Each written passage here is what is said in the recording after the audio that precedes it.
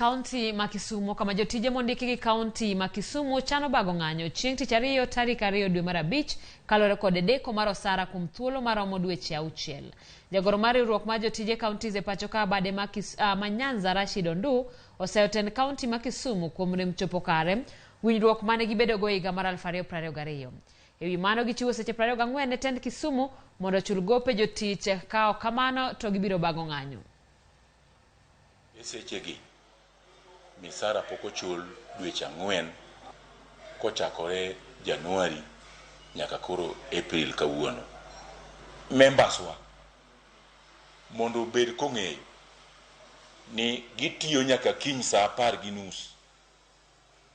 Bang' kanyo koko chulwa to tich ariyo kochako sub county manyakach nyaka Seme nyaka Muroni nyaka Kisumu City kamora mora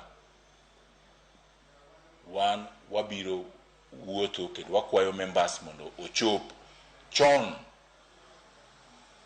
e premise mar employer mondo wapangre kanyo ichulo ng'ato kachiel to dok e tich ma nyaka county government ma Kisumu motele gi kod governor Professor Peter Nyang'nyong'o nyaka tim. Jopuonje mag